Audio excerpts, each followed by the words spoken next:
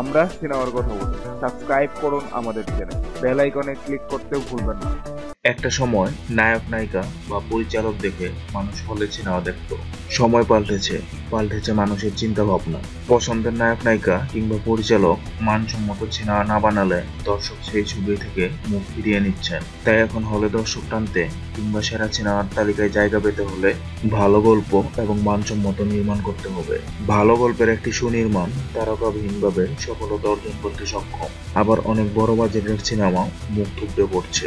বিগত কয়েক বছরের তুলনায় চলতি বছর ঢালিউডে খুব কম সিনেমা মুক্তি পেয়েছে। তবে এবছর বেশ কিছু ভালো মানের সিনেমা মুক্তি পেয়েছে। 2018 সালের সেরা 10 সিনেমা নিয়ে আলোচনা করব।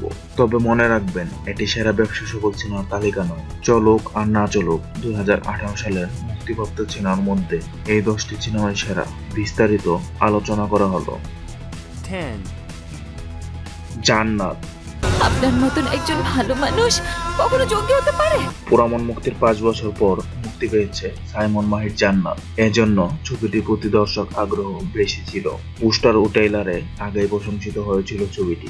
বেশ কয়েকবার মুক্তির তারিখ ঠিক হলেও শেষ পর্যন্ত কুরবানিতে মুক্তি পায় মুস্তাফিজুর রহমান মানিক পরিচালিত জান্নাত। ছবির গল্প তৈরি হয়েছে মূলত জঙ্গিবাদ ও প্রেমের উপর।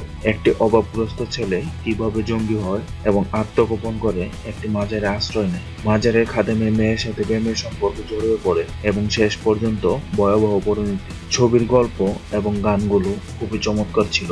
বাজেট অনুযায়ী নির্মাণ ও প্রশংসনীয়। আরেকটু বেশি বাজেট পেলে হয়তো ছবিটি আরো মানসম্মত হতো। ঈদে মুক্তিপ্রাপ্ত এই ছবিটি মোটামুটি বিজনেস করে এবং সমালোচকদের প্রশংসা করে। স্বপ্নের ঘর। তোমার স্ত্রীর গর্ভে যে সন্তান আছে, তুমি তার পিতা নও। 2018 সালের শেষ মুক্তিপ্রাপ্ত সিনেমা স্বপ্নের ঘর, কিন্তু ছবিটির পরিচালক তানিম রহমান অংশুর প্রথম মুক্তিপ্রাপ্ত সিনেমা। তবে প্রথম নির্মিত সিনেমা নয়। এবিএম সুমনকে নিয়ে তানিম রহমান অংশু আদি নামের একটি সিনেমা নির্মাণ করে। টিজার মুক্তির পর সিনেমা প্রেমীদের দৃষ্টি আকর্ষণ করে ছবিটি। কিন্তু সেই ছবিটি মুক্তির আগেই অংশুর দ্বিতীয় নির্মিত সিনেমা স্বপ্নের ঘর মুক্তি পেল 21শে ডিসেম্বর। হরর ঘরানার এই ছবিতে অভিনয় করেছেন আনিসুর রহমান মিলন, জাকিয়া বাড়ি মোমো, নৌশাবা ও শিমুল খান। একটি বিদেশি উপন্যাসের ছায়া অবলম্বনে নির্মিত হয়েছে ছবিটি। এখন পর্যন্ত দেশের প্রেক্ষাগৃহে ছবিটি চলছে। বাঙালি বিউটি। আমাদেরকে পালাতে হবে। আমার উপরে ভরসা আছে? এই ছবিটি হয়তো অনেকেই দেখতে পারেননি, কেউ হয়তো নামই শুনলেন প্রথমবার। ছবিটি শুটিং করা হতে শুরু করে সেন্সর পাওয়া, মুক্তির তারিখ ঠিক করা, হল পাওয়া, ডিস্ট্রিবিউটর খোঁজা, সব দিক থেকেই ঝামেলার শিকার হয়েছে। 20 জুলাই শুধুমাত্র ব্লকবাস্টার সিনেমাসে মুক্তি পায় ছবিটি। জাজের সুলতানের কারণে মূলত ছবিটি হল সংকটে পড়ে। কিন্তু ছবিটি দেখার পর জাজের কর্ণধার আব্দুল আজিজ বেশি সংখ্যক হলে মুক্তির সিদ্ধান্ত নেন। শেষ পর্যন্ত ছবিটি আর কোনো হলে মুক্তি পায়নি। তবে দেশের বাইরে মহাসমারোহে ছবিটি মুক্তি পায় এবং প্রশংসিত হয়। ছবিটি পরিচালনা করেছেন নবীন পরিচালক রাহসান নূর, যিনি এর আগে হলিউডের ছবিতে অভিনয় করেছেন। ছবিতে কেন্দ্রীয় চরিত্রে অভিনয় করেছেন রাহসান নূর নিজেই। তার বিপরীতে অভিনয় করেছেন মুমতাহিনা টয়া। 70 দশকের প্রেক্ষাপটের আলোকে নির্মিত হয়েছে। বঙ্গবন্ধুর বাকশালতন্ত্র কায়েম করা হতে শুরু করে। বঙ্গবন্ধুর করুণ মৃত্যু পরবর্তী দেশের অবস্থা এবং খুঁটিনাটি বিষয়াদি তুলে ধরা হয়েছে। ছবিতে যা দুর্বলতা তা শুধু অভিনয়, এছাড়া গল্প কিংবা কারিগরি কোনো দিক থেকেই বিন্দুমাত্র দুর্বলতা নেই। এতটাই যত্ন সহকারে নির্মিত হয়েছে ছবিটি। ছবির গানগুলো বেশ ভালো ছিল। হলিউডের লো বাজেটের ছবিগুলোর কারিগরির দিকে যেমন ফ্লেভার পাওয়া যায়, এই ছবিতে তেমনই পাবেন। ছবিটি এখন বায়োস্কোপ প্রাইমে দেখা যাচ্ছে। বিজলি। পৃথিবীতে সবসময় শুভ শক্তির জয় হয়, অশুভ শক্তির পরাজয়, আর ভবিষ্যতেও তাই হবে। বাংলাদেশি প্রথম সুপার হিরো জন্মের সিনেমা বিজলি। সুপার ন্যাচারাল অ্যাকশন ঘরানার এই ছবিতে নাম ভূমিকায় অভিনয় করেছেন ববি। ছবিটি পরিচালনা করেছেন ইফতেখার চৌধুরী। তিনি এর আগে দেহরক্ষী, অগ্নি, অগ্নি 2, ওয়ানওয়ে, রাজত্ব সহ বেশ কিছু দর্শক নন্দিত ছবি উপহার দিয়েছেন। 13 এপ্রিল মুক্তি পাওয়া বিজলি ছবিতে আরো অভিনয় করেছেন দেশি বিদেশি এক ঝাঁক তারকা। কলকাতার রণবীর, শতাব্দী রায়, রাজা দত্ত, এবং বাংলাদেশি ইলিয়াস কাঞ্চন, জাহিদ হাসান, টাইগার রবি, শিমুল খান, মিশা সওদাগর, আনিসুর রহমান মিলনের মতো তারকারা অভিনয় করেছেন। ইন্ডাস্ট্রির অন্যতম বড় বাজেটের এই ছবিটি প্রযোজনা করেছে বব স্টার ফিল্মস। এই ছবির গানগুলো ছিল মুক্তির আগেই। দেশের প্রেক্ষাপট অনুসারে ছবির VFX দারুণ হয়েছে। এছাড়া অ্যাকশন কোরিওগ্রাফি, BGM, সিনেমাটোগ্রাফি সহ অন্যান্য টেকনিক্যাল দিকেও যত্নের ছাপ ছিল। ছবিটি এখন আইফ্লিক্স অ্যাপে পাওয়া যাচ্ছে। 6 সুপার হিরো। এটা বাঘের সীমানা, ধাবা মিস হবে না। ঢালিউডের অপ্রতিদ্বন্দ্বী নায়ক হিসাবে অনেক বছর থেকেই নিজেকে প্রতিষ্ঠিত করে রেখেছেন শাকিব খান। ফলে ব্যবসার দিক থেকে তার লড়াইটা হয় নিজের সঙ্গেই। চলতি বছর শাকিব খান অভিনীত 5টি দেশীয় সিনেমা মুক্তি পেয়েছে, তবে এর মধ্যে সুপার হিরো সিনেমাটি নির্মাণের দিক থেকে এগিয়ে রয়েছে। মুছাবির নির্মাতা আশিকুর রহমানের পরিচালনায় ছবিতে কেন্দ্রীয় চরিত্রে অভিনয় করেছেন শাকিব খান ও শবনম বুবলী। ছবিটি প্রযোজনা করেছেন হার্টবিট প্রোডাকশন। ছবির গল্প, নির্মাণ, লোকেশন প্রশংসা পাওয়ার যোগ্য। শাকিব খানের দুর্দান্ত অভিনয় সাথে বুবলীর অভিনয় নৈপুণ্য মুগ্ধ করেছে দর্শকদের। 5 দহন।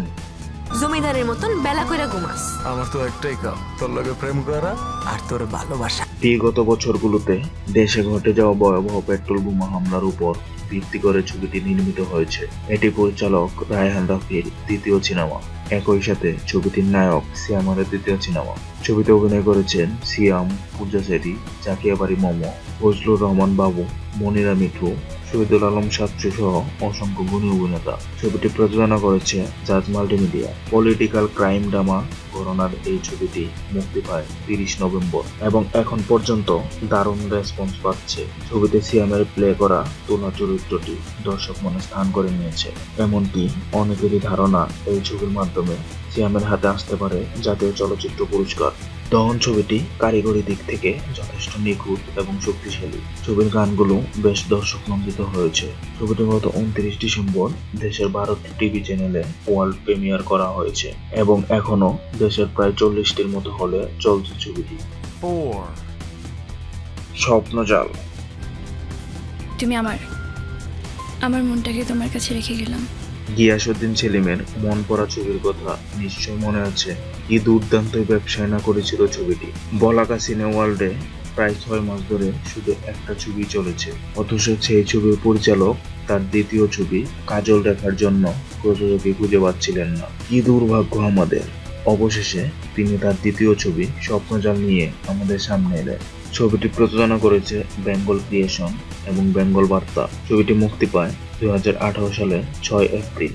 নায়িকা পরিমণি এই ছবির অন্যতম আকর্ষণ। আপনি অন্য 10টা ছবির পরিমণি আর স্বপ্নজালের পরিমণির মধ্যে কোনো মিলই খুঁজে পাবেন না। কি দুর্দান্ত পরিবর্তন, হা করে তাকিয়ে থাকার মতো। অভিনয়ে এতটাই উন্নতির ছাপ দেখা গেল যেন তার পূর্ববর্তী কাজগুলো এই ছবির কাছে একদমই ম্লান। ছবিতে ফজলুর রহমান বাবু নেগেটিভ চরিত্রে ব্যাপক উপভোগ্য ছিলেন। এছাড়া ছবিতে আরো অভিনয় করেছেন নবাগত ইয়াশ রোহান, মিশা সওদাগর, শহীদুল আলম চাচ্চু, ইরেজ জাকের সহ আরো অনেকে। ছবিতে 80-র দশকের একটি প্রেক্ষাপট তুলে ধরা হয়েছে। রোমান্টিক পিরিয়ড ড্রামাধর্মী এই ছবিটি এখন আইফ্লিক্সে দেখা যাচ্ছে। 3 পুরামন 2। যেদিন আমার শোধন হইতে পারবি সেদিন আর আমার পথ আটকানো লাগবে না। আমি নিজেই সুইটটা আসুন। গ্রাম বাংলার চিরায়ত প্রেম কাহিনীর গল্প। দুজন দুজনকে ভালোবাসে, কিন্তু বাধা হয়ে দাঁড়ায় মেয়ের পরিবার, কারণ ছেলে গরিব। এমন গদবাঁধা গল্প আমরা সেই 80-র দশক হতে দেখে আসছি। তাহলে কি এমন রয়েছে এই ছবিতে যা প্রথম সপ্তাহে মাত্র 20-22টা হল পাওয়ার পর পরবর্তীতে টানা 5 মাস সারা দেশব্যাপী চলেছে? হ্যাঁ, আছে। গল্পটাকে ভিন্নভাবে উপস্থাপন করার আইডিয়া আছে, যা 8 বছরের শিশু কিংবা 80 বছরের বুড়ো সবাই উপভোগ করতে পারবে। গল্পে একটা সোশ্যাল মেসেজ রয়েছে, যেটা আমাদের বোঝায় গ্রামের ফতুয়া আইন কতটা গুরুতর। এছাড়া রয়েছে চোখ ধাঁধানো সিনেমাটোগ্রাফি, মন মাতানো গান এবং দারুণ BGM। কেউ হয়তো মেহেরপুর অঞ্চলকে এর আগে এতটা সুন্দরভাবে দেখেনি যেমনটা এই ছবিতে দেখা যায়। এসব কিছুই গ্রাম বাংলার পাশাপাশি শহর মানুষদেরও আকৃষ্ট করেছে, যার দরুন ছবিটি ঢাকার বাইরেও ভালো ব্যবসা করেছে।